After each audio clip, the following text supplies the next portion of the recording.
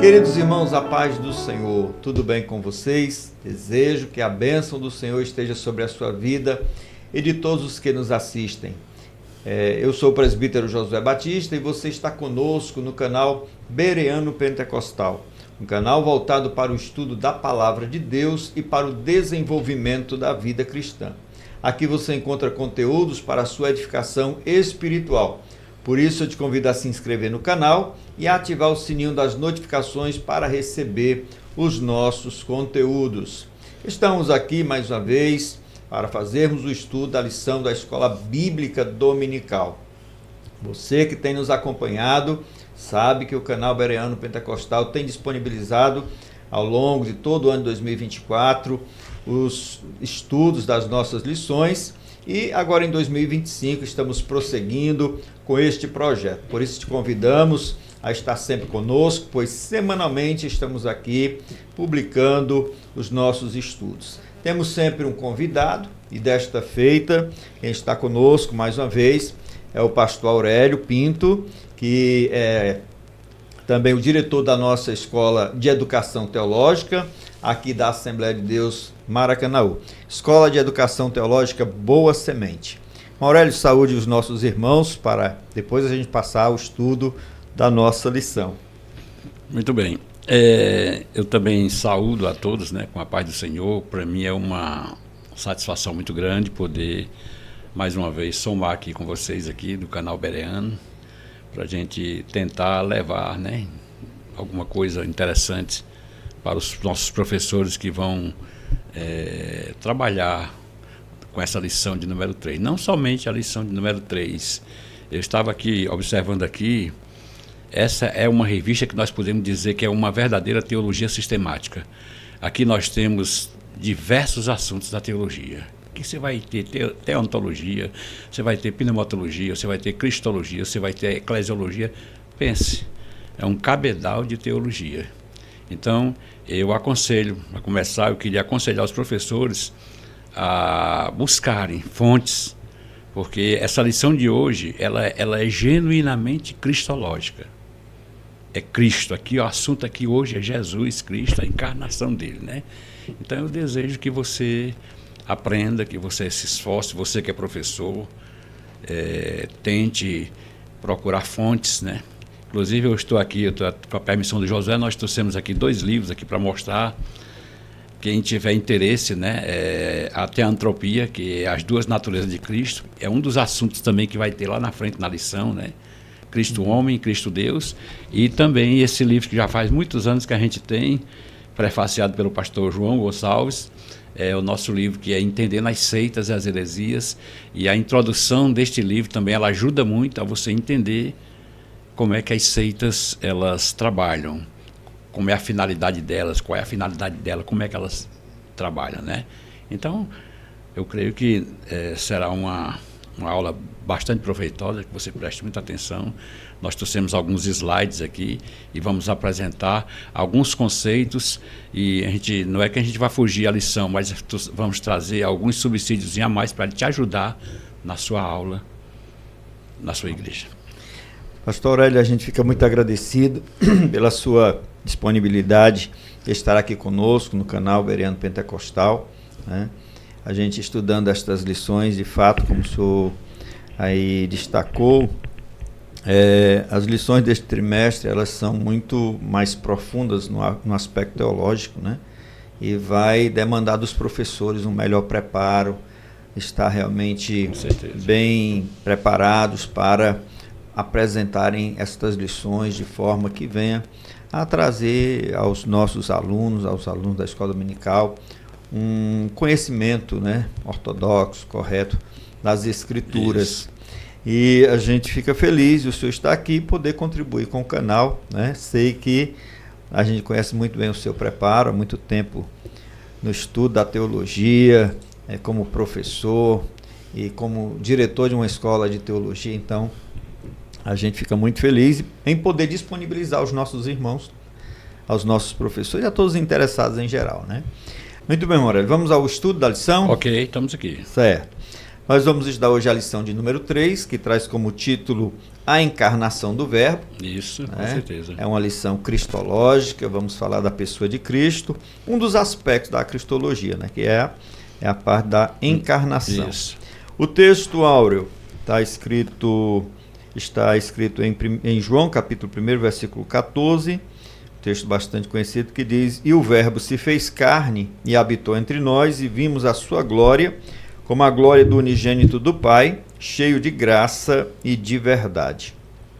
A verdade prática diz: a vinda do Filho de Deus em forma humana é um fato presenciado por muitas testemunhas, por isso a negação da sua historicidade não se sustenta, né?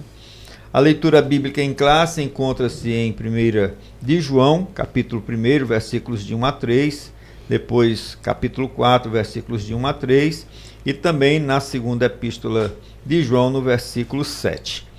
Os nossos objetivos, ou os objetivos da lição, são os seguintes, né? Primeiro objetivo, elencar as heresias que negam a corporeidade de Cristo, descrever a afirmação apostólica da corporeidade de Jesus, e terceiro, relacionar como as heresias que negam a humanidade e a deidade de Cristo se revelam atualmente. Rapaz, o negócio é profundo, né? Pastor Aurélio, nós vamos aqui na nossa introdução.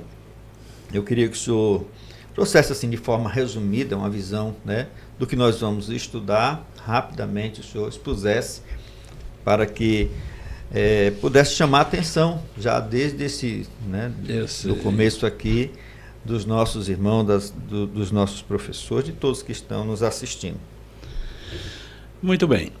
A nossa introdução aqui, ela já começa logo colocando a lição dentro de uma ordem apologética. Então, o que é apologética? Vem de apologia. É a defesa, né? Defesa do cristianismo. Então, todas essas lições que a gente vai estudar, elas vão tratar exatamente desse assunto, a apologética, a defesa da fé. E para a gente defender a nossa fé, a gente primeiramente tem que ter fé naquilo que a gente defende, não é verdade? Porque como é que eu vou defender uma coisa que nem eu creio? Né? Então é muito importante, né? E hoje, a lição de hoje, ela é profundíssima. Por quê? Porque trata de um assunto aonde Deus, o próprio Deus, o Senhor, ele agora resolve vir ao mundo de uma maneira diferente. Nós sabemos que no Antigo Testamento Deus se revelou de várias maneiras, né? Mas agora, nos últimos dias, como diz o escritor aos Hebreus, ele se revela na pessoa de seu Filho, que é a sua expressa imagem, né? A imagem de Deus, né? E esse assunto ou essa doutrina, ela não poderia ser compreendida se nós não entendêssemos o que é que significa a encarnação. Eu sei que a revista, o escritor, o pastor Ezequias, ele não colocou a definição, e eu trouxe aí, quiser passar aí o slide, viu? Nós trouxemos aqui uma definição para começar, e já vamos entrar nela, né? Pronto, eu ia pedir exatamente para o senhor, né, esclarecer assim, logo de princípio, isso. O que é essa encarnação, né? Exatamente. Que a gente possa isso. esclarecer isso, como se deu, o que é que significa. Traga aí para nós. Em primeiro lugar, devemos ter muito cuidado, porque são dois nomes muito parecidos, encarnação e reencarnação. A encarnação é bíblica e a reencarnação, ela é uma doutrina espírita, né? E nós na Bíblia não temos essa doutrina. Mas a encarnação, como está escrito aí no slide, você deve estar vendo aí, é uma crença cristã de que Jesus Cristo, né, ele assume exatamente a sua natureza humana. Ele entra no nosso convívio, ele vem até nós e ele agora, sendo Deus, ele agora se torna também homem. Ele é homem, Deus. Enquanto ele esteve aqui na Terra, em nenhum momento, pastor Josué, ele deixou de ser Deus, mesmo sendo humano. É uma doutrina muito forte, que é preciso a gente realmente conceber ela na nossa alma. tentar entender como foi que aconteceu essa encarnação, né? E aí eu trouxe aqui esses 4 pontinhos aqui que estão aqui embaixo, aqui, né? O texto principal, um dos textos da Bíblia é esse de Gálatas 4, 5, quando o apóstolo Paulo diz, né? Mas vindo a plenitude dos tempos, Deus enviou seu Filho, nascido de mulher, nascido debaixo da lei, para resgatar os que estavam debaixo da lei, a fim de recebermos a adoção de filho. Então, quer dizer, Cristo, ele vem ao mundo e nasce de uma maneira natural, como nós. Qualquer um de nós aqui foi o mesmo nascimento. A única diferença que aconteceu no nascimento de Cristo é porque não houve uma intervenção humana na parte ativa, somente a parte passiva foi que, né, gerou a criança, né? Mas o ativo foi o próprio Deus que ali fez com que Maria engravidasse. Ela engravidou algo assim maravilhosamente, milagrosamente interessante, que a nossa mente não pode conceber, né? Mas esses 4 pontinhos aqui já com certeza já vai abrir a sua mente para você entender a encarnação. Olha aí, a encarnação tem várias implicações teológicas, nas quais, em primeiro lugar, a encarnação é uma revelação bíblica e não um esquema cultural da época. Está entendendo aí? É Bíblia. É a Bíblia, tá aí. Você viu agora Paulo falando, você viu o próprio texto que nós lemos, o texto áureo, né? João 1,14, o verbo se fez carne e habitou entre nós, isso é encarnação. O ponto 2, a encarnação mostra o amor e a humildade de Deus, né? Humildade mesmo, é a humildade de Deus que escolheu descer. Olha como é interessante, o próprio Deus escolheu descer a um nível humano. Ele veio até nós. Nós não poderíamos jamais ir até ele, mas ele veio até nós e através da encarnação é que isso aconteceu. Em terceiro lugar, a encarnação ela é fundamental. Fundamental. Por quê? Porque sem ela a gente não vai compreender essa obra redentora. Como é que Deus iria redimir o ser humano? Imagine se tivesse vindo um anjo aqui para a Terra. Não podia acontecer. O anjo não ia ter a experiência que nós temos como humano. Então Jesus se humanizou exatamente para experimentar as nossas limitações. Tudo aquilo que você sente, tudo aquilo que eu sinto, Jesus também sentiu como humano, né? Então é fundamental essa compreensão, né? Para que alguém possa entender o verdadeiro Deus. E por último, a encarnação é a fonte da eficácia absoluta da salvação que Jesus trouxe. Então, se o Cristo humano, se isso fosse uma fraude, então não poderia haver salvação do ser humano. E é exatamente o assunto de hoje que a gente vai ver agora, o docetismo, que nega toda essa parte, né, humana de Cristo, né? Eles não aceitavam de jeito nenhum que Jesus Cristo fosse uma pessoa normal como qualquer um de nós, certo? Aquele texto de João, do Evangelho de João, capítulo 1, versículo 14, ele usa a expressão o verbo se fez carne, só que eu queria que você trouxesse como é que está lá no original, né? Como é que a gente pode assim aplicar aqui para essa nossa compreensão da encarnação de Cristo? Olha, o texto sagrado, né? É o texto de João, né? No primeiro capítulo, 1,14, né? E o verbo se fez carne. E habitou, exatamente. O que acontece? Jesus Cristo, ele se tabernaculou. Na teologia a gente usa essa expressão, tabernaculou.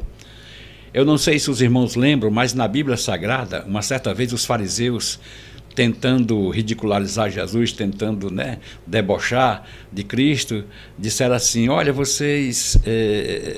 os fariseus disseram assim, esse aí dizendo aí que em 3 dias vai derrubar o templo. Jesus disse, derrubem este templo e em 3 dias eu o reedifico. Eles entenderam que era o templo de Herodes, né? Jesus estava falando, a própria Bíblia diz, Jesus estava falando do seu próprio corpo.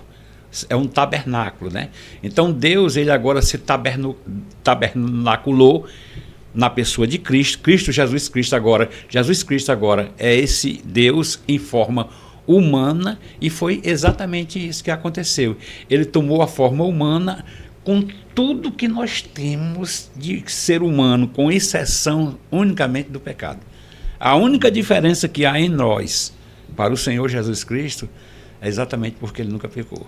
Mas o restante, ele era humano igual a gente. Esse texto aí, pastor Aurélio, ele tem uma relação lá com Êxodo 25, versículo 8, quando Deus manda, né, construir um tabernáculo. Isso, muito bem, é verdade. Edificareis um tabernáculo para que eu habite Isso. no meio de vós. Isso. E ali as pessoas não sabiam, mas ali era um tipo de Cristo, o tabernáculo. Apontava para né? Cristo, exatamente. Apontava para Cristo, porque depois essa figura de um tabernáculo, uma casa para Deus habitar entre os homens, agora Jesus Cristo, ele assume o tabernáculo de carne. Por né? isso que o termo "e habitou entre nós", a gente sempre interpreta como ele tabernaculou.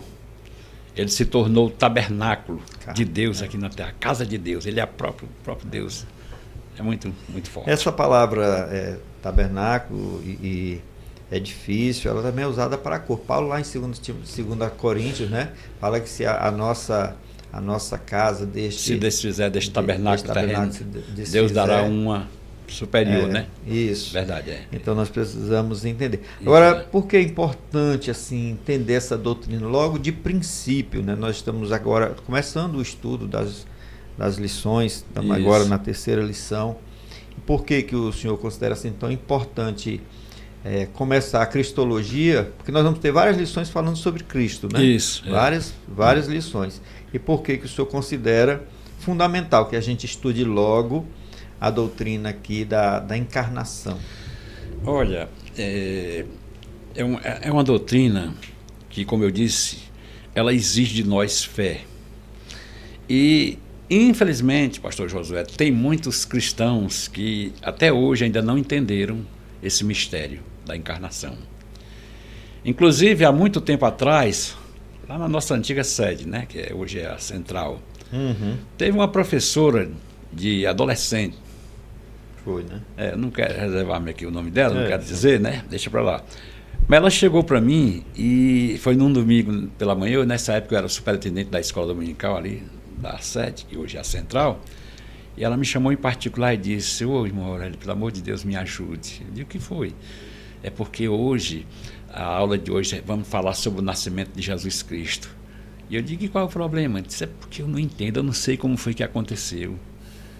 Será que Jesus Cristo, o anjo trouxe o bebezinho e ali colocou? Como é que foi?" Aí eu tive que explicar para ela. Quer dizer, é uma professora de escola dominical de jovem, mas totalmente alheia, leiga, totalmente leiga, com respeito à doutrina da encarnação. E a doutrina da encarnação, como você perguntou, ela é importantíssima. Ela é, podemos assim dizer, ela é o início da cristologia. Sem a doutrina da encarnação não tem cristologia. Essa que é a verdade. Ele usa a expressão verbo se fez carne, né? Isso. Eu acho que assim, o tema principal aqui é a encarnação, mas se eu pudesse também esclarecer essa expressão verbo, né? Para ajudar na compreensão. Olha, a palavra original... Ele está se referindo à divindade de Jesus quando ele usa... Verbo. A palavra verbo, ela é traduzida da palavra logos, que significa palavra. Vamos ver se a gente consegue ilustrar melhor. Os gregos, eles acreditavam que existia o logos, né? Mas eles não tinham uma compreensão. Por isso que João, ele começa o seu evangelho escrevendo exatamente no princípio era o logos, quer dizer, falando da divindade de Cristo, que ele é antes de todas as coisas, né? E esse Jesus Cristo, esse Logos, ele estava com Deus, isso mostra a sua divindade, né? Numa eternidade bem, né? Bem distante, e ao mesmo tempo ele diz assim, e esse mesmo Logos é Deus. Olha como é interessante. Ele é Deus e estava com Deus no princípio e continua sendo Deus. Então, a palavra usada é a palavra logos, palavra. Então, por exemplo, um exemplo assim, podemos assim dizer, ver se você consegue entender. Antes de uma pessoa ver uma cadeira que a gente se senta, se ninguém nunca tivesse visto ela, eu ia dizer, eu me sentei numa cadeira. Alguém ia ficar pensando, que é isso? Mas no dia que eu me sentei numa cadeira de madeira ou de ferro, alguém viu, tá aí a cadeira. Então foi isso que aconteceu. Deus, ele agora era falado, era conhecido, né, no sentido, né, das filosofias. Não era só uma palavra não, né? Assim, porque quando diz que logos não, é a verbo, palavra. logos, mas Jesus não era assim um ser inexistente, Não, como se fosse ele uma ideia, não, de jeito nenhum. Coisa, É porque a palavra, no início da criação, Deus criou todas as coisas com o quê? Com o poder da palavra. Faça-se isso. Então, quando ele dizia faça-se isso, um agente fazia. Quem era esse agente? Era o Espírito Santo. Usando quem? O poder de Cristo. Então, é impossível, vou aqui resumir, é impossível entender a cristologia sem entender a doutrina da Trindade. Pronto. Essa que é a verdade. O Logos era a palavra conhecida e ela agora, essa palavra se materializa. Cristo é a materialização dessa palavra que era conhecida somente, mas agora essa palavra agora se tornou viva para todo mundo ver.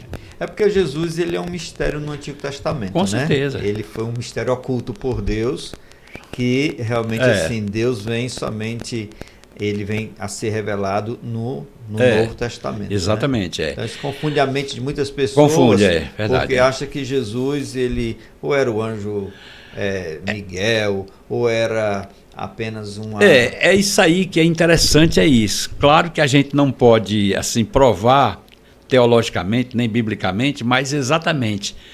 Há momentos que Deus fala sobre um anjo.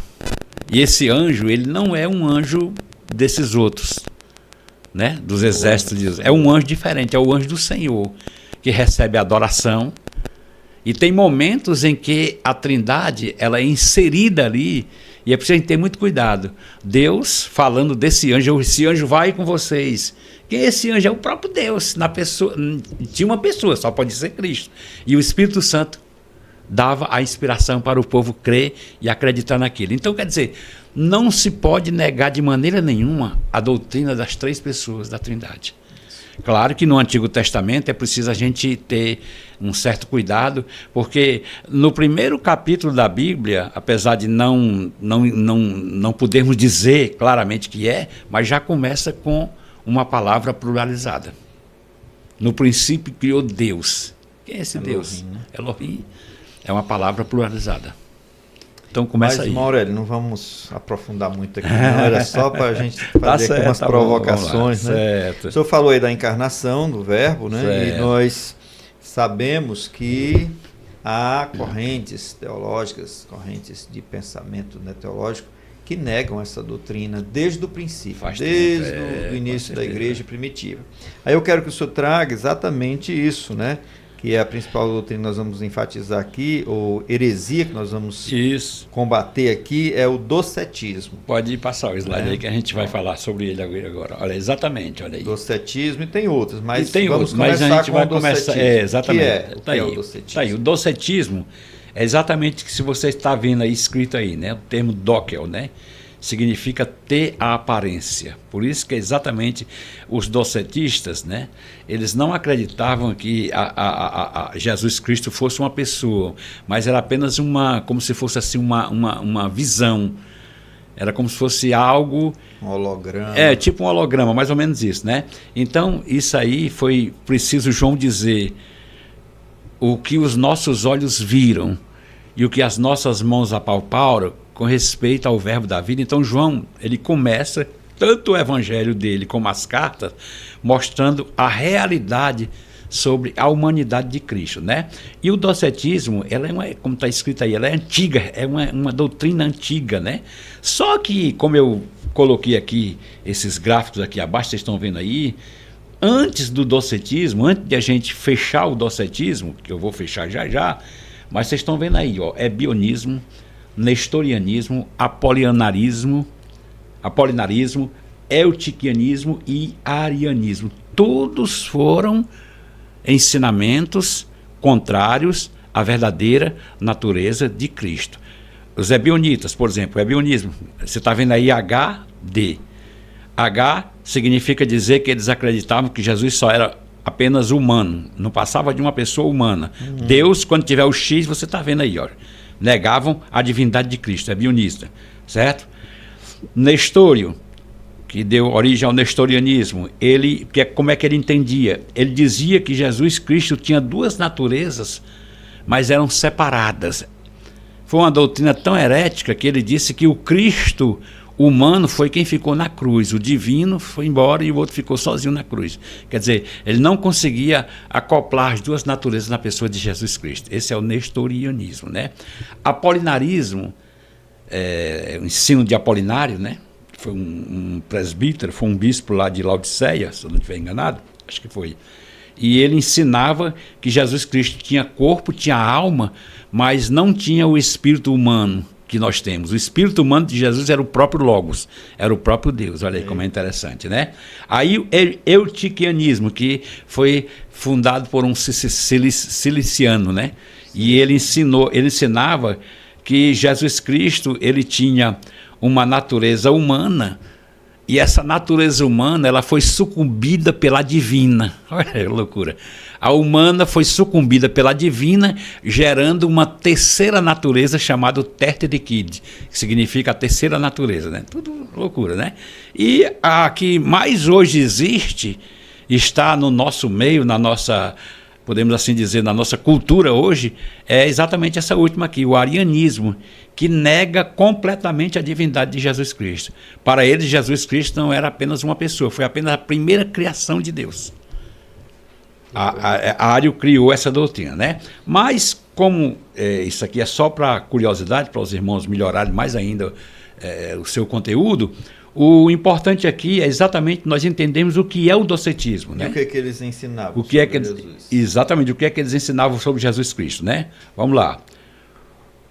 O próximo slide a gente vai passar, igual vai ser melhor. Olha aí, ó. O termo, ele vem do grego dokel, que significa ter aparência. Então, o docetismo, ele é uma das heresias mais antigas, pastor Josué, da história da igreja. Então, ela nega Jesus, que Jesus tivesse um corpo humano. Sua humanidade era simplesmente uma aparência, como se fosse um fantasma, como está escrito aí, né? Aí, em primeiro lugar, Cristo seria um elevado ao que eles ensinam. 3 coisas aqui, são muitos, mas esses 3 aqui é o suficiente para a gente entender. Cristo seria um elevado poder espiritual, pois seria um anjo, sendo divino, seria em sentido secundário, olha aí.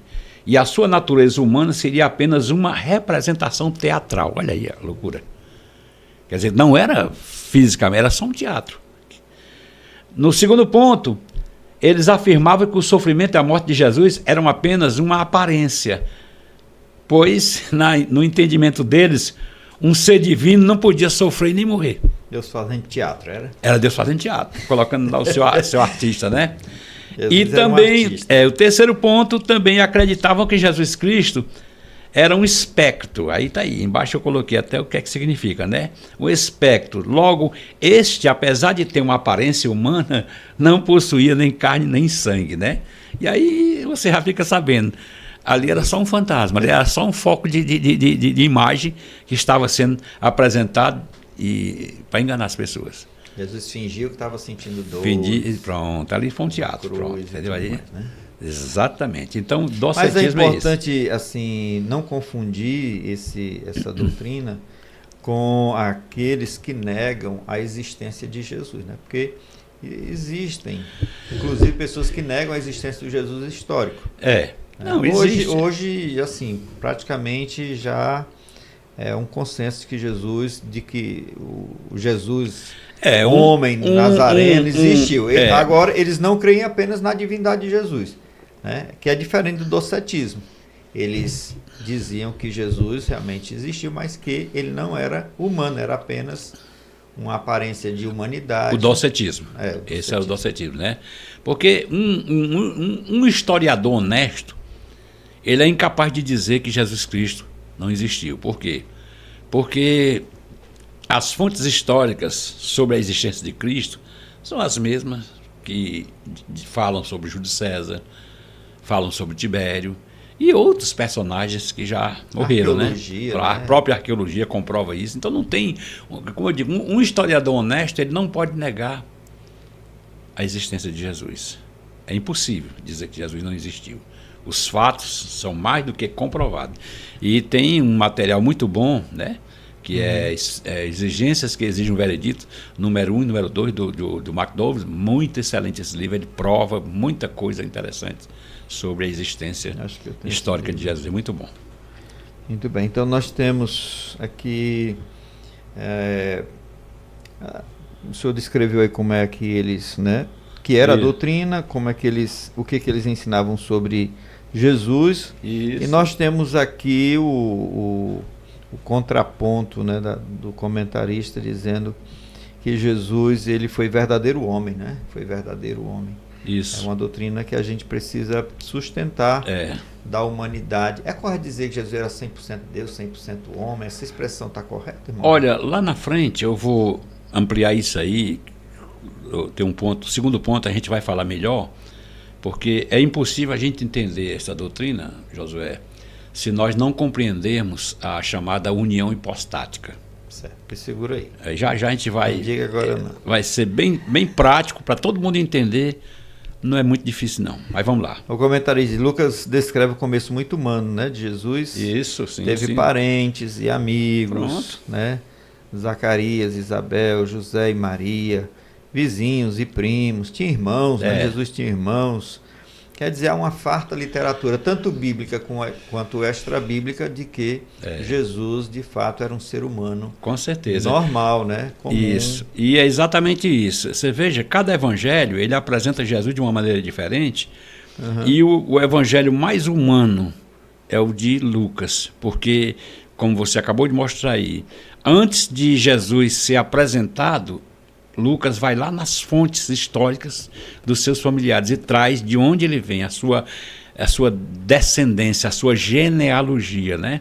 E é interessante que a genealogia dele, ela difere da de Mateus, porque Mateus se preocupa em apresentar uma genealogia real, começando em Abraão. Já Lucas apresenta uma genealogia mundial, que vai de Adão até Jesus, mostrando que toda a humanidade, né? Ele foi circuncidado, né? Passou por todos os processos. Passou, aos 12 anos, fez aquela cerimônia lá no templo, tudo, né? Tudo.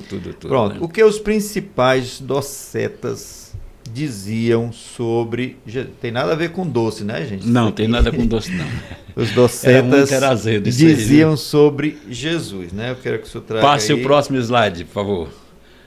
Os principais docetas e o que eles diziam sobre Jesus Cristo. Tá aí. Pronto. Eu não aprofundei muito não, porque a revista já diz, né?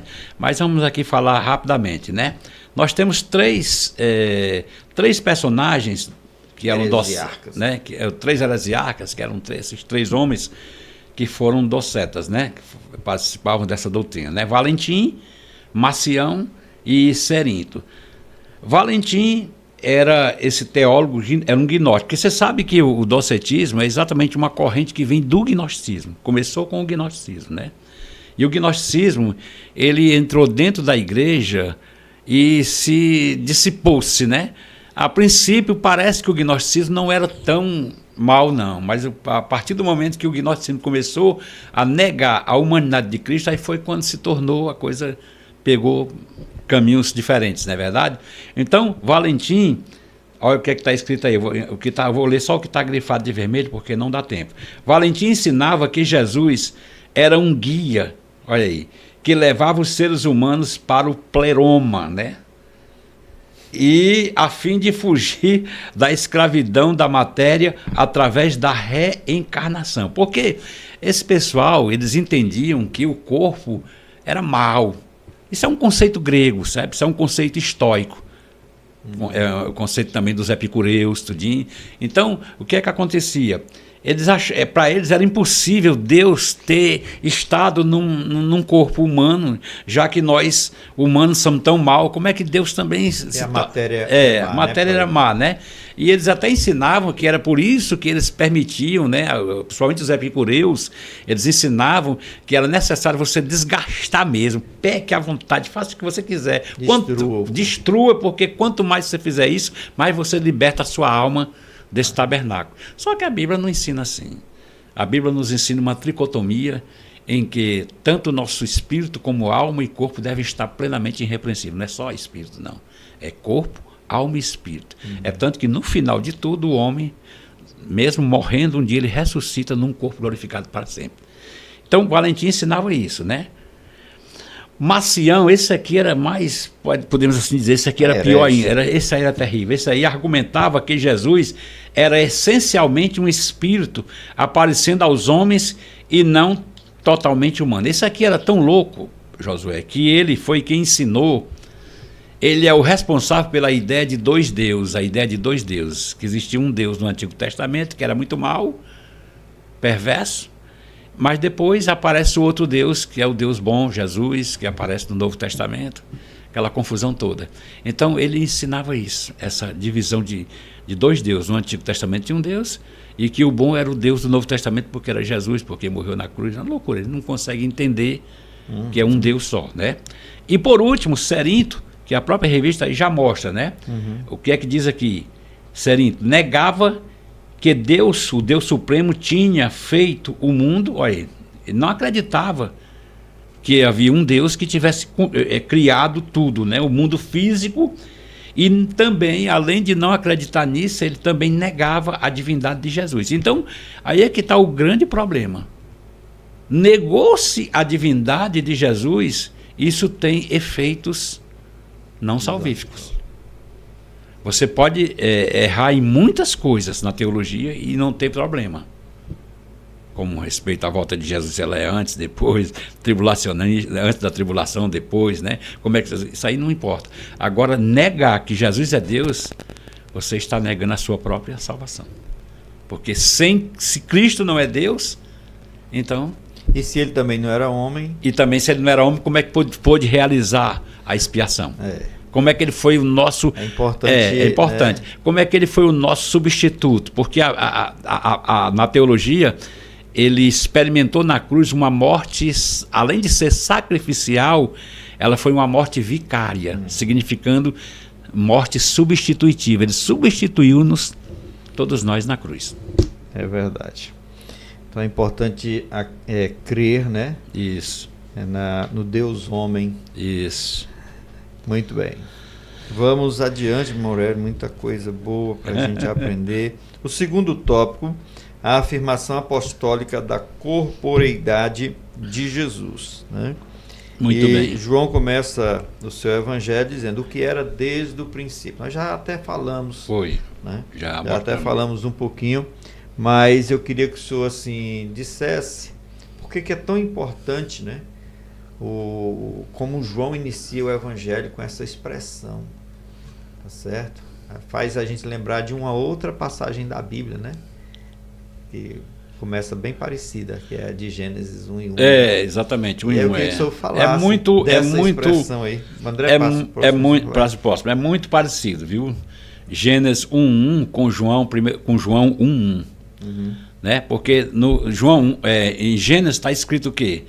No princípio criou Deus os céus e a terra. Então, quando eu digo criou Deus, este Deus, Jesus, ele está inserido nessa divindade. E a palavra, a expressão no princípio. E no princípio criou Deus, quer dizer, em princípio, né? No texto original, em princípio, quer dizer, num princípio, antes de todas as coisas existirem, ele já existia. Por quê?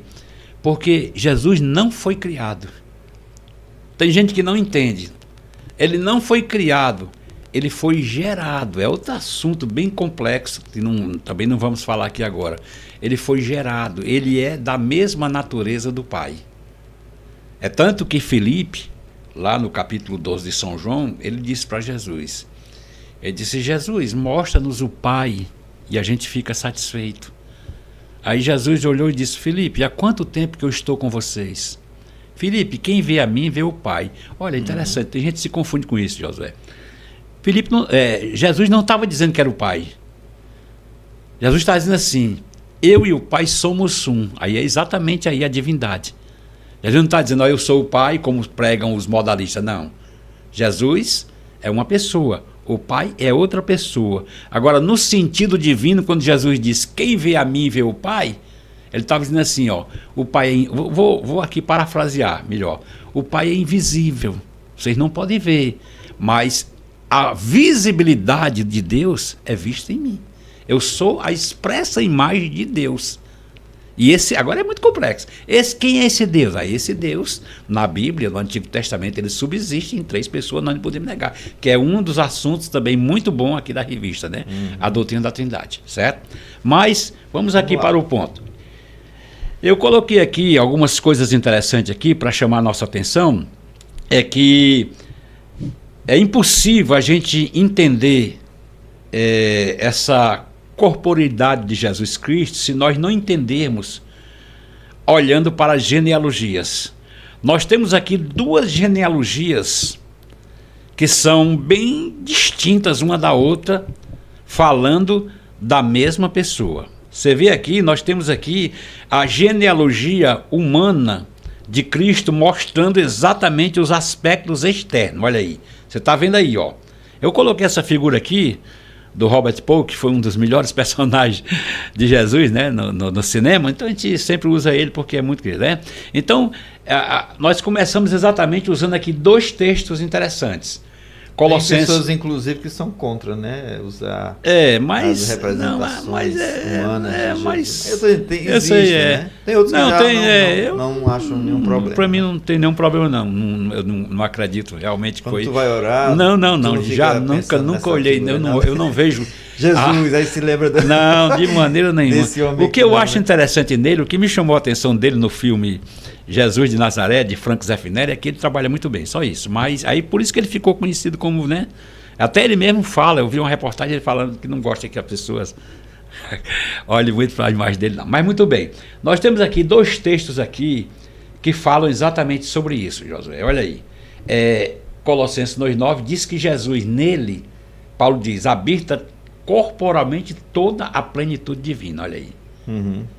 Quer dizer, o escritor bíblico está dizendo assim, Paulo está dizendo assim, olha, nele, nesse corpo humano aqui, se você olhar para ele aqui agora, você não precisa se preocupar em saber quem é Deus. Olhe para Jesus que você está vendo Deus. E aí, o Salmo 8, versículo 15 e Hebreus 12, 7 fala bem claro, ó, contudo, pouco menor o fizeste do que os anjos, de glória e glória o coroaste. Isso aí fala de quê? Da sua humanização. Cristo foi feito, por isso que ele diz, foi menor do que os anjos, porque um homem sempre é menor, né? Então, o Cristo humano, já está dizendo, ele foi humano em todos os sentidos. E aqui você vai ver exatamente aqui os aspectos externos, eu fiz questão disso, isso está no nosso livro da nossa Escola Teológica Boa Semente, os Evangelhos, a genealogia, que vai mostrar aqui exatamente aqui algumas coisas interessantes, tanto no livro de Mateus, como de Lucas e como de Marcos. Olha aí, a genealogia real em Mateus, o rei recém-nascido, rei dos judeus, Mateus, rei sofredor, isso prova a humanidade, ó, o rei sofredor proclamado por Pilatos, né? Por cima da cruz estava lá o nome dele. Aí você vai ver número 5, Jesus apresentado como servo, aí Marcos.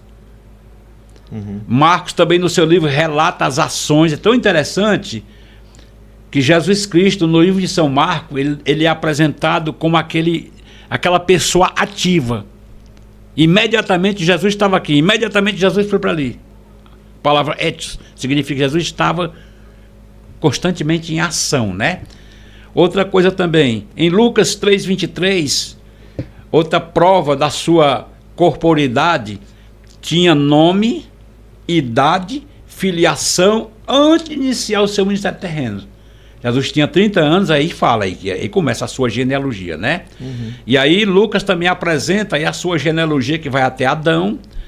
Lucas também apresenta Jesus tendo, olha como é interessante isso aqui, sentimentos humanos, como ele passou vergonha. E como médico, conforme está escrito em Colossenses 4,14, né? Paulo diz que Lucas era um médico amado, né? Era a pessoa mais certa para falar da humanidade de Jesus. E é apresentado como, por isso que ele usa a expressão filho do homem. Então todos esses pontos aqui são de extrema importância para nós acreditarmos na sua humanização, na sua humanidade. Está aqui, todos esses pontos, né? Mas como o assunto aqui está mostrando com clareza aqui, que os evangelhos de Marcos, João, Lucas são denominados evangelhos sinóticos, mas tem o de João. Enquanto esses três estão mais voltados para apresentar a parte humana de Jesus, João vem e apresenta a parte divina. Pula o slide para você ver agora. Olha aí. A afirmação apostólica, a segunda parte. Aí agora a gente vai ver exatamente João reforçando próximo, agora. Está repetido. Esse é o próximo. Não, esse aí não, esse é o outro. É o outro mesmo. Esse, não, pode voltar. É esse aqui, esse aí mesmo. É porque ele repete as imagens, mas é a mesma coisa. Então, é diferente, certo. Entendeu aí? Então, veja bem, aqui, João aqui, ele já apresenta a divindade. Por que eu posso dizer isso? Porque João aqui, ele não vai trabalhar falando sobre a humanidade, se bem que tem algumas partes que a gente vê ele falando de Jesus humano, mas a ênfase maior de João é apresentar Jesus como Deus, como Logos. Por isso, ele começa mostrando que no princípio era o verbo estava com Deus e o verbo era Deus. Ora, se ele começa dizendo que Jesus é Deus, então por isso é que ele omite uma genealogia. Porque Deus não tem genealogia, não é verdade? Outra coisa, em João 1,3, ele diz que Jesus Cristo é o Criador de tudo. É o mesmo Deus que se apresentou a Moisés, o mesmo Deus de Gênesis, né? No princípio criou Deus os céus e a terra. É a mesma coisa, certo? Outra coisa, em João 1,14 aqui, eu posso entender como a união do eterno com o humano, que nós vamos já ver, como eu falei para vocês já, a união hipostática, que é uma das doutrinas da cristologia mais interessante para a gente entender essa questão das duas naturezas. Foi ela, exatamente o entendimento dela, que me fez, assim, me deu a inspiração para escrever isso aqui, né? Que é a teantropia, que significa teantropia, teos, Deus, antropia, homem, né? Vem de homem. Então, juntando os dois, Deus, homem, homem, Deus, né? Então, o 1,14, a união do eterno com o humano. Número 5, o unigênito de Deus revelado à humanidade. Unigênito, o que é que significa essa palavra unigênito? Significa o único de uma espécie. Se bem que também ele é apresentado como primogênito dentre os mortos, mas no sentido da glorificação, né? Mas aqui unigênito, ele é o único de uma espécie. É o único ser humano que veio do céu, é o único ser humano que nasceu sem a mácula do pecado. Por isso que ele é o unigênito de Deus, não é verdade? João 6,38, ele mesmo disse, é o único humano que veio do céu, né? Outra coisa, João aqui em 9,38, ele vai mostrar o quê? Um cego adorando Jesus. Esse cego foi curado e Jesus... não que Jesus chegasse dizendo, olha, me adore. Não, ele não fazia isso. Mas quando uma pessoa reconhecia que ele era o Messias, que ele era Deus, ele adorava. Então esse cego perguntou, quem é para que eu possa adorar? Jesus é o que fala contigo. E aí ele se curvou, e aí isso mostra o quê? Que realmente Cristo estava ali mostrando a sua divindade para aquele cego, né? Outra coisa... Ex-cego. Ex-cego. Agora, esse aqui, pastor José, é o que me chama mais atenção. Quando os fariseus ali encurralam Jesus ali para tentarem desmoralizar Jesus, aí foi a hora que ele teve que dar uma espadada assim com muita força, né? E aí ele chegou e disse assim, Abraão exultou por ver o meu dia. Tinha que ser corajoso para dizer um negócio desse, né? Aí os fariseus, como é que pode, homem? Tu não tem nem 50 anos ainda e está dizendo que viu Abraão, aí Jesus Cristo agora é tomado ali com aquele poder e diz: antes que Abraão existisse, eu sou. Eu sou. As testemunhas de Jeová, que são gnósticos, não acreditando nisso, eles mudam a expressão verbal. Em vez de dizer eu sou, ele diz eu tenho sido. Muda completamente o raciocínio, né? Então Jesus está dizendo eu sou. Quando ele diz assim, antes que Abraão existisse eu sou, é porque quem estava ali era o próprio Deus, o mesmo Deus que falou com Moisés na sarça. Quando Moisés perguntou, como é que eu falo? Que perguntarem quem é você? Aí o que foi que Deus disse? Diga que o eu sou te enviado. Porque eu acho interessante, eu passei muito tempo tentando entender essa expressão, sabe? Hoje eu não tenho dificuldade de entender, não. Por que Deus usa essa expressão eu sou? É a conjugação do verbo, né? Eu sou. Mas se eu e você, humanos, dissermos isso, alguém vai dizer, você é o quê? Falta a complementação do verbo, não falta? Você vai dizer, não, eu sou professor, eu sou isso, não é verdade? Mas Deus é o único ser que diz eu sou, porque nele se carrega tudo que é possível e impossível. Ele diz eu sou. Então é o único que pode conjugar todas as ações, porque ele é onipresente, onipotente e onisciente. E aqui, nesse texto aqui, me chama muito a atenção, né? Quando ele reivindica essa divindade no meio dos fariseus, e ele podia muito bem ter dito, não, eu sou um enviado do Pai, mas agora não, ele chega a dizer, eu sou. Fecha a questão, né? Então, é o único humano que pode enviar o Espírito Santo, está lá, em 15:26. Eu vou, mas enviarei o outro Consolador. Esse Consolador é o Espírito Santo que ele ia enviar. E, de acordo com Tomé, aqui também temos outra prova da divindade. São muitas. Se a gente fosse falar nesse nosso livro aqui sobre as duas naturezas de Cristo, a gente tem muita coisa interessante sobre a questão. Porque eu dividi esse livro aqui em dois assuntos: antropocentrismo e teocentrismo. Antropocentrismo, o Cristo humano; teocentrismo, o Cristo divino. Que é exatamente os dois principais tópicos do livro, né? Então, o que é que aconteceu aqui nesse texto de João 20:28? Tomé, ele estava em dificuldade de entender, de aceitar, né, Jesus Cristo. Ele não estava entendendo. E ele disse que não acreditava, a não ser que Deus aparecesse para ele. Então, quando Jesus aparece para ele, Jesus foi simplesmente e disse assim: olha, venha cá, toque aqui nas minhas mãos, toque aqui, e não seja mais incrédulo, seja crente.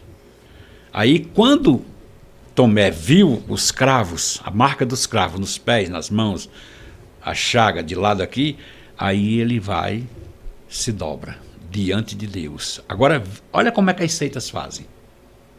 Aqui ele está dizendo bem claro, ó, o texto aqui, eu botei no original aqui, ó. Roquírios mu, cai roteus mu. Significa o quê? Senhor meu, que Quírios é Senhor, né? Deus meu, Senhor meu e Deus meu.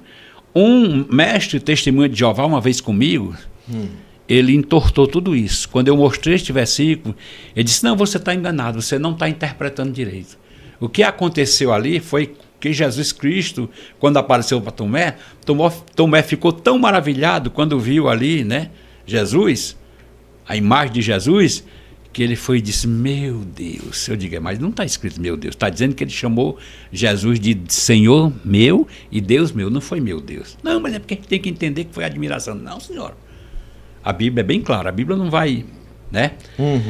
E por último, pastor Josué, para fechar aqui a questão da divindade, nós temos aqui João 22:22, quando Jesus Cristo, nenhuma pessoa no Antigo Testamento jamais se atreveu a soprar o sopro espiritual. E, desculpa dizer isso, mas eu já vi uma vez um pregador fazendo isso aqui em Maracanaú. Não vou dizer quem foi nem aonde, mas eu já vi um pregador soprando: receba o sopro do Espírito. E eu, na época, eu fiquei até alegre, mas hoje eu não, jamais eu receberia um negócio desse. Porque isso aqui, Jesus, só Cristo poderia fazer isso. Só ele poderia soprar o homem sopro pode de até vida. soprar, mas não serve Mas nada. não sai nada. E outra coisa interessante, pastor Josué, é que no livro de Gênesis, Deus soprou e o homem se tornou o quê?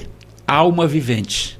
Aqui Jesus soprou uma segunda vez, que o próprio Deus, e ele não se tornou mais uma alma vivente, mas um espírito vivificante. Olha como a coisa muda, né? O mesmo Deus que soprou em Adão o sopro da vida e fez dele uma alma vivente, Jesus agora sopra nos discípulos e ele se torna um espírito vivificante. Isso significa o quê? Que houve uma evolução espiritual. O homem, ele agora passa a ser o quê? Uma pessoa com mais espiritualidade, com mais capacidade. Por isso que a gente vê no livro de Atos esses homens todos preparados, todos ativos, né? Não negaram mais Jesus, mas a história nos conta que morreram todos eles, quase todos eles, não sei João, né? Martirizado, nenhum negou Jesus. Exatamente por quê? Porque Jesus havia soprado o sopro. E no Pentecostes reforçou com o batismo com o Espírito Santo. Glória a Jesus. O segundo, podemos ir? Segundo, pode passar para o segundo. Pronto. Aqui a reafirmação apostólica, reafirmação, né? Aqui eu acho interessante isso aqui, viu? Porque ali, nesse primeiro ponto aqui, do segundo tópico, né?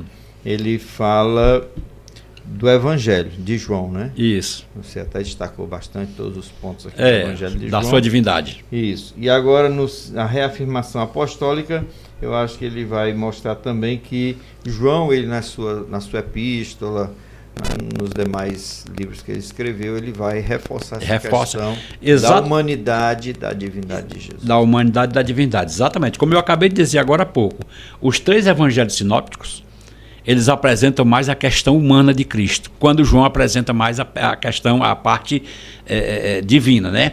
Mas aqui, na reafirmação apostólica, começa aqui com João, como você já falou, agora eu vou só repetir, né?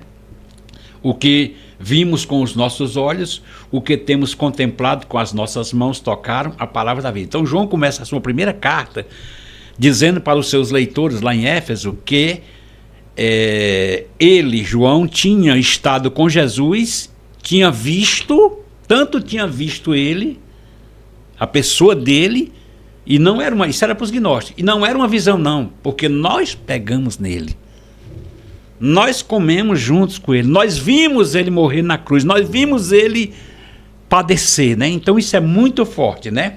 Aí isso, pastor Josué, ficou tão forte que passou a pertencer agora ao credo dos apóstolos. Você veja bem, o credo dos apóstolos é um credo que ele vai fazer uma defesa da Trindade, é chamado credo atanasiano, né? Credo apostólico em defesa da divindade de Cristo e ao mesmo tempo da Trindade, certo? E esse credo, ele foi muito forte, porque ele apresenta, olha como é que ele começa: creio em Deus Pai, Todo-Poderoso, Criador dos céus e da terra, falando da pessoa do Pai. Aí essa parte de vermelha todinha é a apresentação da pessoa de Cristo. Aí ele entra, não tem como negar a Trindade e nem a divindade de Cristo, porque ele está dizendo, creio em Deus Todo-Poderoso, Criador do céu e da terra, uma pessoa. Aí a segunda pessoa, a parte de vermelho, e em Jesus Cristo, seu único filho. Aí aqui ele vai mostrar a humanidade, seu único filho, nosso Senhor, que foi, a encarnação, concebido pelo poder do Espírito Santo, teve o nascimento virginal, quer dizer, uma concepção virginal, nasceu da Virgem Maria, aí padeceu sob Pôncio Pilatos, quer dizer, foi visto sofrendo na cruz e condenado por Pilatos. Viram a crucificação, foi crucificado, depois morto, sepultado, e aí depois, ainda diz mais, que essa parte aqui eu não vou falar porque é um pouco complexa, não dá pra gente, né? Mas diz o credo aqui que ele desceu até a mansão dos mortos, né? Que mortos são esses? Eu não vou falar isso agora, isso é outro assunto. Ressuscitou ao terceiro dia, subiu aos céus. Olha aí, interessante. Tudo isso é Bíblia falando. E hoje está à direita de Deus. de onde vai de vir julgar os vivos e os mortos. Quando ele estava na sua ascensão, os anjos disseram para Jesus: o que é que vocês estão olhando? Aí o anjo foi e disse: esse Jesus que vocês estão vendo é o mesmo, assim como ele foi, é o mesmo que vai voltar.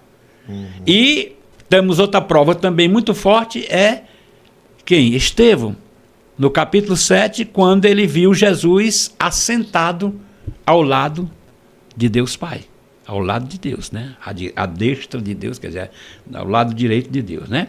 E aí o credo, porque ele é bem longo, ele é bem maior, aí ele termina mostrando agora: e também creio no Espírito Santo, na Santa Igreja Católica. Aí ele mistura aqui, né? O Espírito Santo, aí vem a questão da igreja católica aqui, não é que seja o catolicismo. Católico, porque a palavra católico significa universal, né? Igreja universal, né?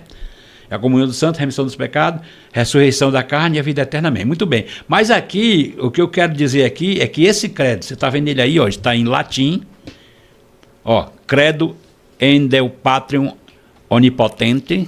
Está vendo aí? Porque eu não conheço o latim, né? Mas dá para a gente ler algumas coisas, né? Então eu coloquei a seta aí, ó, parte do credo apostólico todo, nessa parte de vermelho aí, mostrando que Jesus... No segundo século, no terceiro século, esse credo? O credo foi no quarto século. No quarto século. Atanásio foi.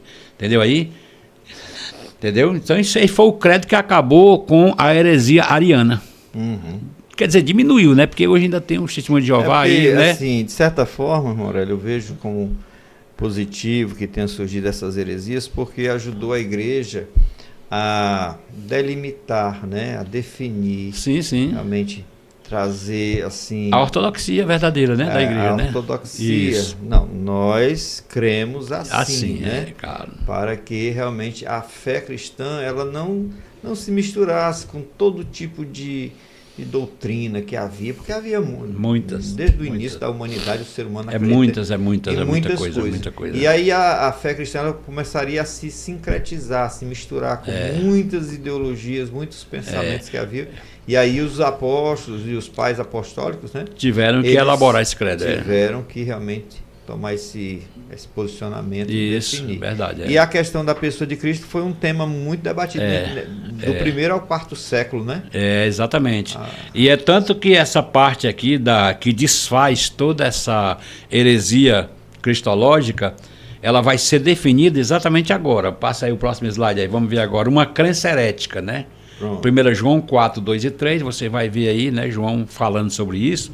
Aqui nós temos aqui, eu quero que você preste bem atenção, para a gente entender essa doutrina, a teologia, eu não estou lembrado aqui quem foi o teólogo que elaborou, mas isso aqui foi uma das coisas mais importantes dentro da teologia para nos fazer entender essa coisa acoplada, Deus, homem, homem, Deus. E deu-se esse nome, eu não estou lendo aqui as coisas da revista, porque não dá tempo para a gente ler, né? Mas vocês estão lendo em casa, vocês não têm a revista, leiam, né? Mas eu quero dizer que essa crença herética, ela vai começando a ser desfeita exatamente com a criação do entendimento da chamada doutrina da união hipostática, que é exatamente como está escrito. É a fé da Igreja Universal.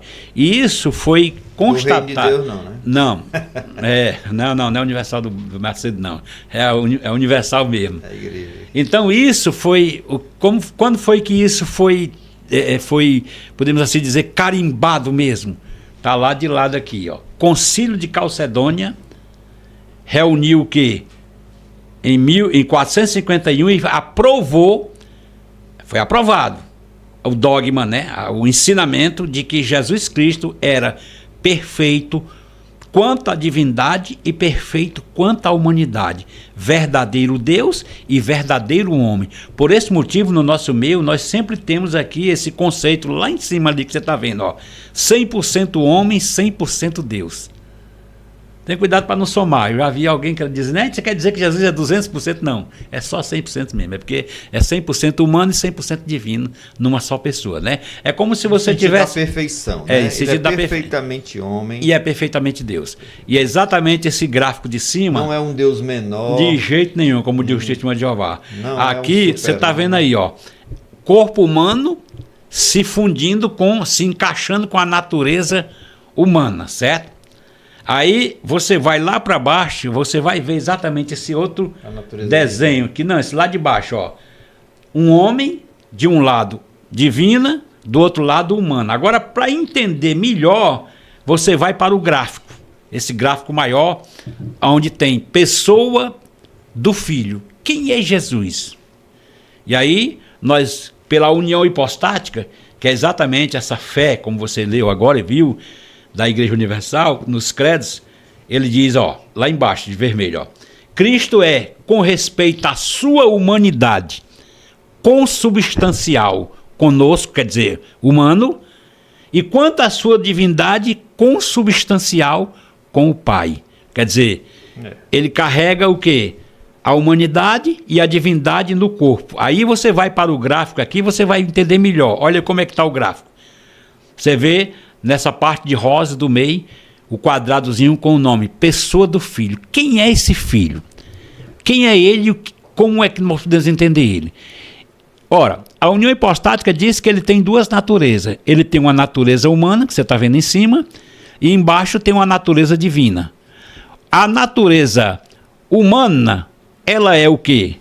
Olha aí, de lado, localizada, ele aprende e ela é limitada. Por isso que teve momento nos evangelhos que teve hora que Jesus disse, não sei, isso é com o Pai. Então, como ser humano, muitas vezes ele agia como qualquer um de nós. Ficava maravilhado quando aquele centurião, né? Jesus exaltou a fé daquele centurião. Jesus disse, nunca vi em Israel tanta fé. Alguém disse, mas ele não é Deus? Sim, ele é Deus, ele sabe de tudo, mas ele estava falando como homem. Eu estou aqui maravilhado.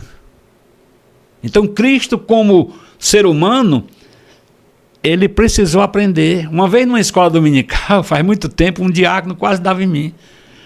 Porque eu fui dizer que Jesus Cristo precisou aprender. Não, ele já é Deus, ele já nasceu sabendo. Não, meu irmão, ele passou por todos os processos divinos. Vá para a Bíblia, que a Bíblia diz que ele crescia em estatura diante de Deus e dos homens. Ele foi um bebê, ele passou por todas as etapas. Está aí, ó, localizada. Jesus Cristo não podia estar na Palestina e em Tiro ao mesmo tempo. Jesus Cristo não podia estar em Jerusalém e na Galiléia ao mesmo tempo. Por quê? Porque ele estava num corpo humano. Agora, como Deus, é diferente. Quando ele ressuscita dos mortos, aí ele apresenta a sua divindade. É-me dado todo o poder nos céus e da terra, e estarei com vocês, aí a onipresença, até o final dos tempos. Você entende aí? Então a pessoa humana dele, ela aprende, é localizada, tangível, qualquer um pega, e é limitada. Agora, como Deus, então na natureza divina dele estava o quê? Os mesmos atributos do Pai e do Espírito Santo. Por isso que ele disse lá em São João 8,58, é antes que Abraão existisse, eu sou. Quem pode dizer isso senão o próprio Deus?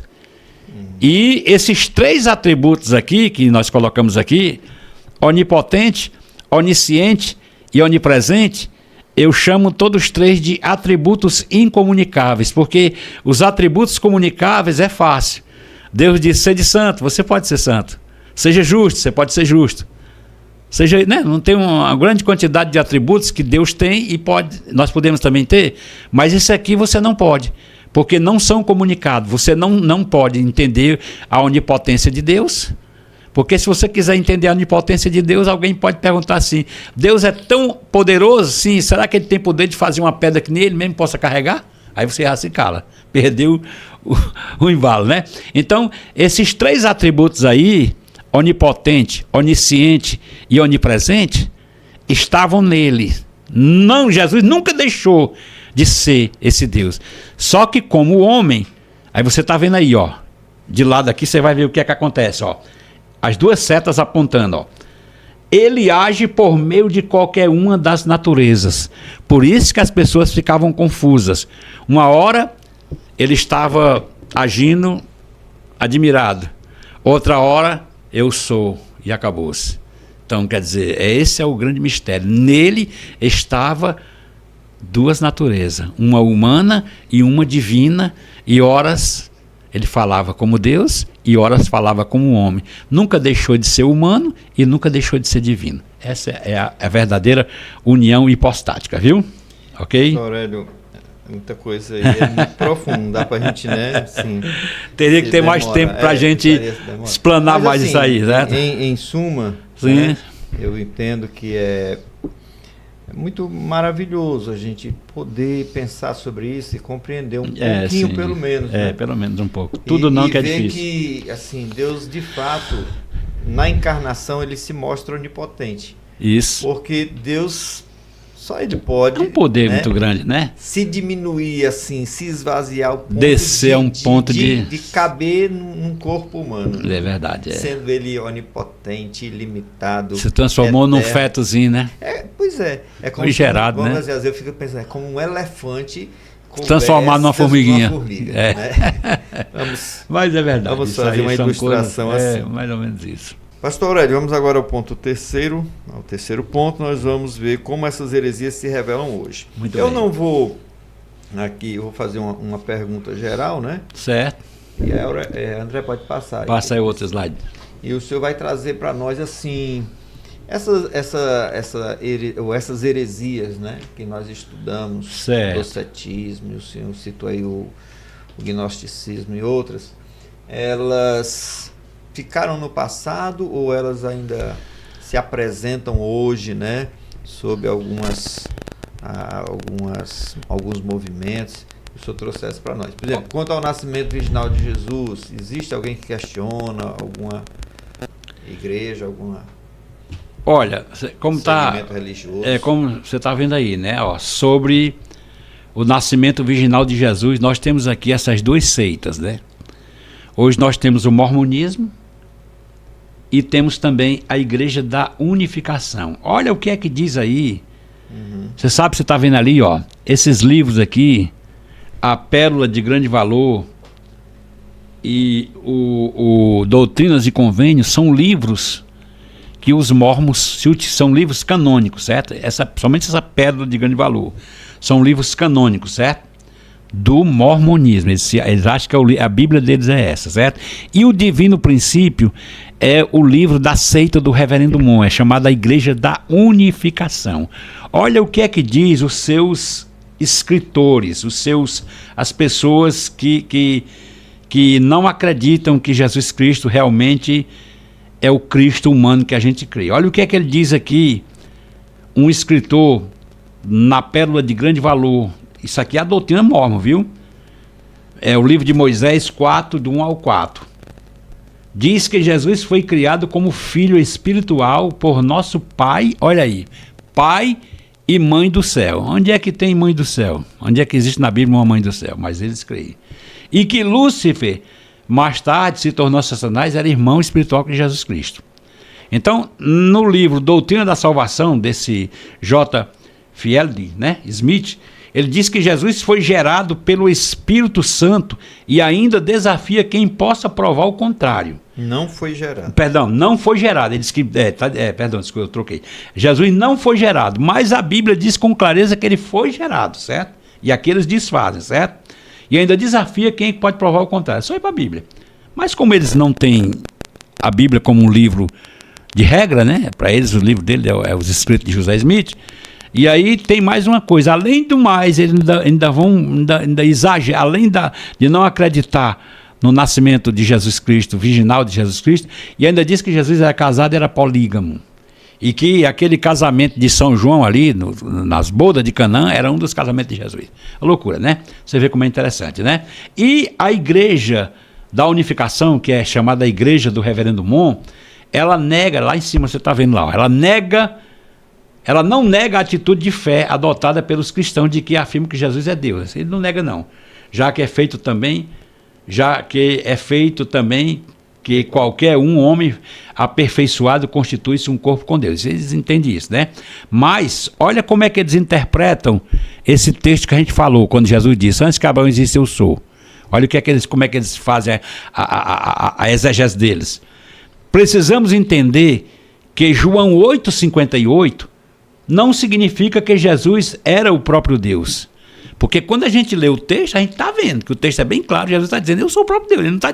Ele não está dizendo que eu sou, mas quando ele diz eu sou, subentende-se que ali era o próprio Deus que estava falando. Então, essa seita nega por completo o nascimento virginal de Jesus e a sua divindade ao mesmo tempo. E aí ele diz o seguinte, ó, precisamos entender que João 8,58 não significa que Jesus Cristo era o próprio Deus. Aqui na terra, ele era, olha o que é que eles entendem, ele era um homem como nós, a não ser pelo fato de não possuir um pecado original. Ora, quer dizer, eles rebaixam Jesus, é por isso que eu disse a você, tem doutrinas, tem ensinamentos que não comprometem a nossa salvação. Como eu disse a você, na escatologia, né? Uns são dicotômicos, outros são tricotômicos, aquelas são coisas que não vai abalar. Agora, quando você nega a posição de Cristo aqui na terra como Deus, aí a sua salvação está em jogo. E é exatamente heresia de perdição. Heresia de perdição. É exatamente, heresia de perdição, sem medo de errar. Então, esses dois movimentos são os que mais negam, né? Tem outros, porque não dá tempo a gente ver tudo. E mas outro aspecto aqui, que como se manifesta a heresia que nega essa questão da encarnação de Cristo, quanto ao o outro ponto, André, quanto a morte e a ressurreição, né? Pronto. Aí nós temos aqui o Alcorão, que nega a morte e a ressurreição de Cristo, e também esse teólogo aqui chamado, né, Basílides, né, de Alexandria, que ele nasceu no século depois de Cristo, entre os anos e ele se tornou um dos mais brilhantes mestres gnósticos de Alexandria. Então, quando eu digo mestre gnóstico, já está dizendo, o gnosticismo é essa doutrina que ensina que Jesus Cristo não teve corpo. Daí vem o docetismo, né? Que ensina que tudo era uma representação. Mas o gnosticismo é a doutrina que diz que Deus não pode ter estado num corpo humano, porque o corpo humano é mau. O corpo humano é pecaminoso, né? E o Alcorão, como você está vendo aí, do islamismo, considera a palavra final de Deus revelada por Maomé. Então, Cristo para os muçulmanos, ele foi apenas um personagem da história. Mas que tudo se fecha, tudo se funde em Maomé. Maomé, na concepção deles, foi a última revelação de Deus aqui na Terra, não foi Cristo. Entendeu aí? Era um sósia de Jesus. Era um sósia de Jesus, exatamente. Então, que estava sendo morto ali. E o pior, pastor Josué, é que porque não dá tempo para a gente explicar, mas hoje está cheio nas igrejas modernas essa teologia liberal que nega. Eu já tive professor que negava, professores existencialistas, professores de outras correntes, liberais mesmo, que não acreditam. Porque a teologia liberal é assim. O que é a teologia liberal? É uma teologia que descrê dos milagres. Tem coisas na Bíblia que eu não posso entender com a razão. Tem horas que foge a razão. Eu não posso provar isso, mas eu creio porque a Bíblia está dizendo e a Bíblia é minha regra de fé. Então, hoje nós temos vários tipos de teologia, que é uma coisa terrível hoje.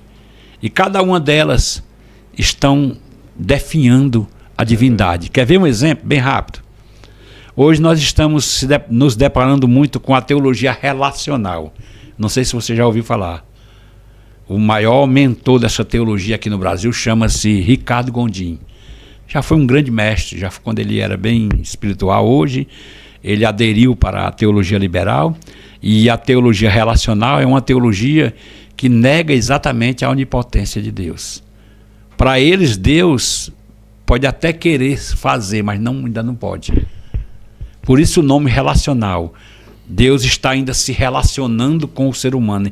Quer dizer, na interpretação deles, Deus ainda está aprendendo, ainda está tentando ver se... contornando a situação. Deus acerta e erra. E isso foi visto exatamente, eu vou ser bem rápido, isso foi visto agora com aquele tsunami que aconteceu na Índia, né, para aquele lado ali, e aí foi aí que começou no Brasil a movimentação maior Porque Gondim começou a explicar que Deus, ele até podia, pensava que podia, mas não podia, porque se ele fosse Deus mesmo e fosse onipotente, ele teria dado um jeito para aquele tsunami não ter matado tanta gente. Então, daí para frente, ele começou a descrer.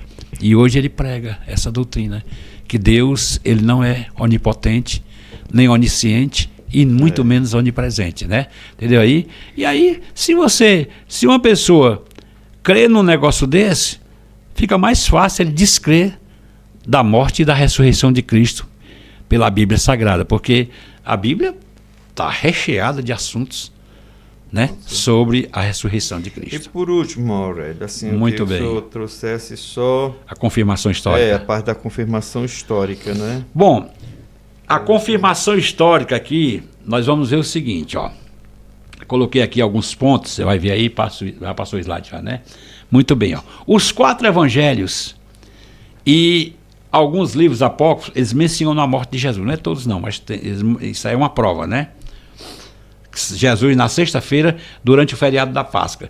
Alguns historiadores, como você está vendo aí, Flávio Josefo e os romanos, Tácito, Suetônio, Plínio, registraram indícios da existência de Cristo. Inclusive tem até uma carta de um desses escritores tentando até mostrar como é que era mais ou menos a fisionomia de Cristo. Já saiu muito isso aí por aí, certo? Mas o que é que acontece? O Evangelho de Marcos, ele nos traz informações bem específicas sobre Jesus. Como ele era de Nazaré, foi batizado por João Batista, morto pelo governo de Pôncio Pilatos. Isso aí Marcos registra, né? Uma descoberta arqueológica foi vista, para quem não acredita na crucificação, para quem acha que é exagero histórico, para quem acha que é argumento fictício para chamar a atenção, mas está aí, a própria ciência, a própria arqueologia já chegou a encontrar esqueletos, calcanhares de vítimas com pregos passando pelo osso. Então tudo dá para se perceber que os romanos eram muito cruéis, muito malvados. Então Jesus, ele não foi crucificado com prego nas mãos, porque não aguentava, não tinha como, as mãos se rasgaram. Então aquele prego, ele passou, foi entre os pulsos de Jesus Cristo. Agora você pode imaginar a dor, um prego grande, que não era um preguinho desse, era um prego mesmo grande, cravo, né? Um cravo, né? Pregando um pulso, o outro pulso, e os 2 pés, um prego maior ainda passando pelo meio desse negócio. Então a arqueologia está aí, a Universidade de Cambridge, né, considera ser esse o melhor indício da prática contra escravos. E um dos raros casos em que a presilha metálica pontiaguda ainda está atravessada no pé, né? Entendeu aí? E outro fato histórico também é esse aqui de Eusébio, é o número 5, ó. Historiador Eusébio, era o Eusébio de Cesareia, né? No final do século III, ele observou que tinha um local chamado Lugar da Caveira. E hoje em Israel, possivelmente, tá aí a foto ao lado aí, né? Esse monte, ele era chamado Lugar da Caveira, porque de longe a pessoa realmente via, parecia uma caveira, né? E aí, de lado aqui, você vai ver Eusébio de Cesareia, que ele viveu no 4º século, admite a existência desse lugar. Porque é assim, olha, entendam bem, nós não temos prova cabal de dizer assim, não, eu fui a Jerusalém e andei na Via Dolorosa. Ah, eu visitei, foi o túmulo de Jesus. Eu não posso dizer se realmente aquilo ali foi o túmulo de Arimateia, mas provavelmente, se não foi, era perto. Porque você sabe, né? Você sabe disso, que com o tempo vai havendo o que? As modificações na terra, né? Os montes, os outeiros vão baixando, né? Erosões, né? Por exemplo, quem conhece aqui a Ponta Grossa aqui no Icapuí, sabe muito bem que há 100 anos atrás não era daquele jeito, aquelas praias, aquilo mudou tudo com o tempo, né? Então, hoje, quando você chega em Israel, hoje, o que tem lá são placas condecorativas que a Igreja Católica colocou afirmando, mas nós não podemos dizer que realmente é. Agora, a realidade é que, se não foi, nesse local era muito perto. Se o nome Gólgota, né, realmente que significa caveira, lugar da caveira, se foi lá que Jesus Cristo foi crucificado, conforme a Bíblia diz, então possivelmente teria sido aqui em cima deste monte, e possivelmente, se era bem pertinho, o local onde havia o túmulo na pedra, né, de José de Arimateia. Então isso aí são confirmações históricas, e isso aqui é bem pouquinho. Quando você lê o livro do McDowell, Exigências que Exigem um Veredito, aí você vai ver médicos gabaritados falando do sofrimento de Jesus, provando realmente que houve. Eles falam até sobre a questão por que aquele sangue saiu junto com o suor. Aí ele explica, né? De acordo com a medicina, o que foi que houve ali com Jesus. A angústia foi tão grande, foi tomado de um negócio tão sério, que naquela hora ali a circulação... chega até a dizer que Jesus tinha tanta saúde que num homem de hoje normal tinha morrido, não tinha aguentado. Assim, eu vejo, a gente sempre está atualizado, né, com as notícias, com as informações, sempre eu fico acompanhando, principalmente notícias arqueológicas. Sim, sim. E, assim, é praticamente um consenso de que entre os cientistas, entre os historiadores, mesmo não cristãos, que Jesus... Não, é um personagem histórico. Um personagem não tem como negar de jeito ele nenhum. existiu de fato e tudo mais. Ele não crê em Jesus como Deus, né? Não. Mas eles não negam, né? Não nega a historicidade. Foi um ser... Um personagem histórico. Pastor Aurélio, rapaz, foi muita coisa boa, muito profundo, mas infelizmente o nosso tempo já, né, estourou, e nós vamos fazer a conclusão. Pronto. Gostaria que o senhor fizesse as suas considerações Pode finais. passar o slide que a gente conclui. E aí a gente encerra o nosso estudo. Olha aí, a conclusão. O verbo se fez carne e veio em carne. Não é isso? Jesus veio em carne. Significa a resposta aos docetas, ou os docetismos, né? Então, se Jesus não tivesse realmente nascido, então os docetas estariam certos, os docetistas. Mas ele veio em carne, ele foi, como mostramos, ele foi um ser humano, e a própria história, a própria arqueologia, os fatos não negam que houve um personagem histórico chamado Jesus de Nazaré. Não podemos negar, não é verdade? Outra coisa também, os evangelhos, eles revelam vários atributos característicos do Jesus humano. Como eu disse a você, Lucas apresenta muitas qualidades humanas, né? Ele foi revestido com um corpo físico, porque o pecado entrou no mundo por um homem, e pela justiça de Deus tinha que ser vencido por um homem. É interessante isso, viu? O pecado entra por um homem, e ele tem que ser aniquilado por um homem. Por isso Jesus veio ao mundo, se humanizou exatamente não para pecar. Claro que ele não pecou. Dizer que Jesus pecou é uma heresia, né? Mas ele recebe no seu corpo o juízo dos pecadores. Então, na cruz, quando ele diz: Deus meu, por que tu me desamparastes?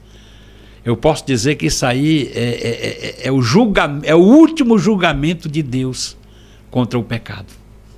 Naquela hora, Jesus sentiu o que um ser humano irá sentir no dia do grande trono branco. O desprezo total. O dia em que Deus não vai reconhecer aquela pessoa. Aparta-te, né? Aparta-te de mim, maldito. Então, quer dizer, ali na cruz, Jesus se fez maldito. O próprio apóstolo Paulo chega a dizer que aquele que nunca pecou, Deus o fez pecado. Não é verdade? E por último, Jesus se encarnou, fez-se homem sujeito ao pecado, mas nunca pecou. Embora nunca houvesse pecado, e venceu o pecado como homem. O escritor aos Hebreus, no capítulo, se eu não me engano, 2, versículo 15, ele chega a dizer que Jesus em tudo foi tentado, mas não caiu em nenhuma. No meu entender, para a gente fechar, Jesus ele foi tentado tanto no corpo, como na alma, como no espírito. E isso é muito fácil de a gente ver logo no início do seu ministério, a tentação do deserto. O diabo tentou ele de todas as maneiras. Tentou ele com a fome, tentou ele na exaltação de pular do pináculo para que os judeus pudessem recebê-lo logo. E aí, por último, ainda colocou ele na mesma condição que o diabo ficou, quis ser maior do que Deus. E Jesus, não. Jesus sendo Deus, isso eu acho interessante, é isso. Jesus sendo Deus, ele não quis, ele não usurpou. Ele disse, ele usou as palavras da Bíblia para nos ajudar.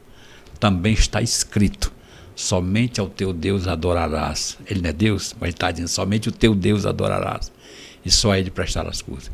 Quer dizer, então Jesus foi o maior exemplo, foi um personagem humano, foi o Deus Todo-Poderoso aqui na Terra, na pessoa, num corpo humano, andando ali pelas poeirentas estradas da Palestina, convivendo com os pecadores, tendo uma vida simples no nosso meio, né? Então, esse é o Deus da Bíblia. E o mais interessante, né? Olha aí a figura. De acordo com a Bíblia, ele, assim que nasceu, não teve enfermeira e nem teve um hospital adequado, né? A Bíblia diz que ele foi colocado numa manjedoura. A manjedoura é exatamente o local onde se colocava a comida dos animais. Serviu de berço. A que ponto, como você disse no início, a que ponto Jesus desceu, se humilhou, né? Grande Deus, o eu sou, agora está uma criancinha tão pequenininha, né? Carregado nos braços. Carregado nos braços. Totalmente dependente, né? Estava ali, né? Verdade. Humano. Mas é isso. Glória a Jesus. Graças a Deus, né? E muito mais, né? Porque a gente não tem como. Mas estudar a cristologia é muito maravilhoso demais. Pastor Aurélio, eu quero agradecer a sua colaboração mais uma vez. Né? E, assim, com certeza, esse conteúdo que foi produzido, ele é muito importante, né? E vai trazer, com certeza, uma ajuda para os que querem ter um preparo melhor para expor esse tema no próximo domingo. Amados irmãos, nós queremos agradecer a Deus em primeiro lugar, irmão Aurélio, pastor Aurélio, agradecer a vocês que nos deram a honra de estar conosco, convidar você a ser bereano, a estar sempre estudando a palavra, lendo a palavra, estudando conosco também. Estamos aqui para ajudá-lo nesta tarefa maravilhosa de ser um estudante da Bíblia, um estudante da palavra de Deus. Que o Senhor te abençoe. Até uma próxima vez. Na próxima semana, se Deus quiser, estaremos aqui novamente e te convidamos a estar conosco. Em nome de Jesus, Deus abençoe a todos. Amém. Amém. Tudo bem.